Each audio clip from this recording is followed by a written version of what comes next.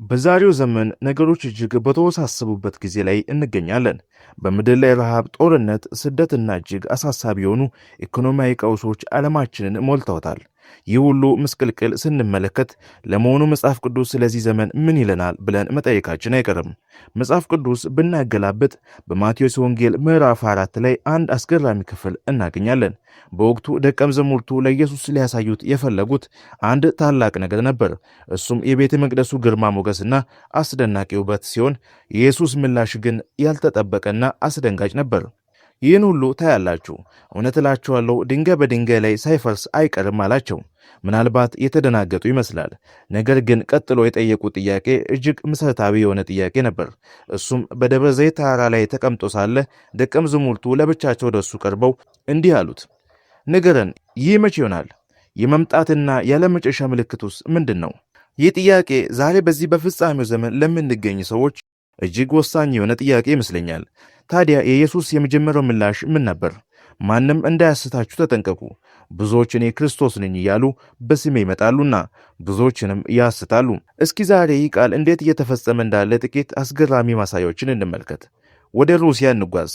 ሰርጌይ ፕሮፕ ይህ ግለሰብ የቀድሞ የትራፊክ ፖሊስ የነበረ ሲሆን ከ1990ዎቹ መጀመሪያ አንስቶ ራሱን ዳግም የተወለደ ኢየሱስ ክርስቶስ በማለት አውጇል። በሳቤራ በረዷማ አካባቢ የመጨረሻው ኪዳን ቤተ ክርስቲያን የተሰኘ ትልቅ ማህበረሰብ መስርቶ በሺዎች የሚቆጠሩ ተከታዮችን ማፍራት ችሏል። ወደ ደቡብ አፍሪካ ብራዚል ስናቀና ሌላ አስገራሚ ሰው እናገኛለን፣ አንቲሮ ክሪስቶ። ይህ ግለሰብ ከ1979 ዓ.ም ጀምሮ እኔ ኢየሱስ ክርስቶስ ነኝ ብሎ በጽኑ የሚያምን ሰው ነበር። ስሙንም በኢየሱስ መስቀል ላይ ተጽፎ የነበረውን የላቲን ምህጻረ ቃል ኢነሪ በመውሰድ የቀየረ ሲሆን በብራዚል የራሱን ቤተ ክርስቲያን መስርቶ በመንቀሳቀስ ላይ ይገኛል።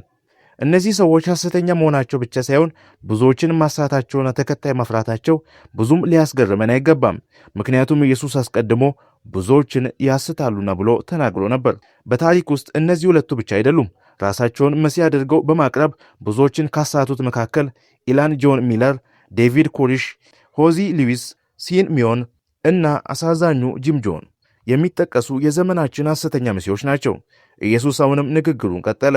ጦርነትም የጦርነትን ወሬ ትሰሙ ዘንድ አላችሁ፣ ይህ ሊሆን ግድ ነውና ተጠበቁ፣ አትደንግጡ። ዳሩ ግን መጨረሻው ገና ነው። ሕዝብ በሕዝብ ላይ፣ መንግሥት በመንግሥት ላይ ይነሳልና ረሃብም ቸነፈርም የምድር መናወጥም በልዩ ልዩ ስፍራ ይሆናል። ይህ ኢየሱስ ትንቢት እየተፈጸመ የሚገኝና ያላለቀ ትንቢት ሲሆን አሁንም ወቅታዊ የዓለማችን ሁኔታ ብንመለከት እንኳ በመካከለኛው ምስራቅ ኢራንና አሜሪካ ጦርነት ላይ ይገኛሉ። ወደ ላይ ከፍ ብሎ ደግሞ ራሽያና ዩክሬን ከ1 ዓመት በላይ በውጊያ ቆይተዋል። አሁንም ያልተቋጨ ጦርነት ነው። ታዲያ ጦርነቱ እኛ ደጃፍን ደርሷል። እዚህ ጎረቤታችን ሱዳን ጦርነት ላይ የምትገኝ ሲሆን የኛውም ሀገር ጦርነት መጣው እያለ ነው። ታዲያ ክርስቲያን ከመቼውም ጊዜ በላይ መጸለይና ወደ ፈጣሪው መቅረብ የለበትም ብላችሁ ታስባላችሁ? አሁን ወደ ኢየሱስ ትንቢት እንመለስ።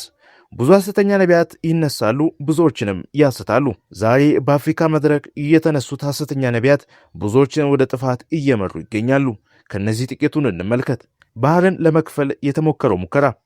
ዝርዝራችንን የምንጀምረው ጠዋት ከእንቅልፉ ነቅቶ የዘጸአትን መጽሐፍ በማንበብና ባህርን መክፈል የዚህ ሳምንት እቅዱ መሆኑን በወሰነው ጋናዊ ነቢይ አቦናኢ ነው። ይህ ሰው አብዛኞቹ ነቢያት በብሉይ ኪዳን ትተውት የሚያልፉትን ተአምር ለመሞከር ወደ ኋላ የማይለውና በአስገራሚ ትንቢት አዋጆቹ ይታወቃል።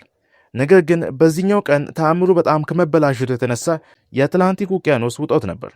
የሙዚቃ ባንድ በማዘጋጀት ምዕመኑን በባህር ዳርቻ የሰበሰበ ሲሆን እንደ ሙሴ ለማድረግም የሙዚቃ ባንድ ግድ ነበር። አቡናኤ በትሩን ይዞ ወደ ባህሩ በመሄድ ውሃውን ለመክፈል በትሩን አነሳ። በዚያ ጊዜ ማዕበሉ ሰውን ሁሉ ከሚገምተው በላይ ከፍ ብሎ ወደ ባህር ዳርቻው እየገፋ መጣ። ውሃውን እከፍላለሁ ብሎ ቃል የገባው ነቢይ ዞር ብሎ ወደ ደረቅ መሬት የሮጠ ሲሆን ጸሎቱ ሆነ ሙዚቃው ምንም አልረዳውም።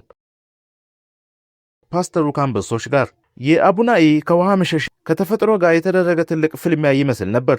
ነገር ግን የደቡብ አፍሪካው የዛዮን ክርስቲያን ቤተ ክርስቲያን ነቢይ ኤሎክ ንንድዋኒ ከቤተ ክርስቲያን አባላት ጋር ወደ ክሩገር ብሔራዊ ፓርክ ሄዶ የዳንኤልን ታሪክ ለመድገም ወሰነ። የእግዚአብሔርን ኃይል በእንስሳት ላይ ለማሳየት በመንፈስ ቅዱስ እንደተሞላ በመናገር አባላቱ ለጉብኝት ይዞ ሄደ። መግቢያውና የአንበሶቹ ማቆያ መካከል ሲደርስ በመንፈስ ቅዱስ ተሞልቶ በልሳን መናገር ጀመረ። በፓርኩ ታሪክ ማንም ጎብኚ ሞክሮት የማያውቀውን ውሳኔ ለማድረግ ወሰነ። ከመኪናው ዘሎ በመውጣት በሰላም ምግባቸውን እየተመገቡ ወዳሉት አንበሶች በመሮጥ ራሱን እንደ ዳንኤል አድርጎ ለማሳየት ሞከረ። አንበሶቹ ምግባቸውን ትተው ቀጥታ ወደ እሱ ሲመጡ ኤሎክ ዞሮ ወደ መኪናው ቢሮጥም አንደኛው አንበሳ ደርሶበት መቀመጫው ላይ ከባድ ጉዳት አደረሰበት። በኋላም የፓርኩ ጠባቂ ወደ ላይ ተኩሶ አንበሳውን አባረረው። ጉዳቱ ከባድ ስለነበር ለድንገተኛ ሕክምና ወደ ሆስፒታል ተወሰደ። አንበሶቹ ምንም እንዳልተፈጠረ ወደ ምግባቸው ተመለሱ። ይቀጥላል። ይህ መንፈሳዊ እይታ ነው።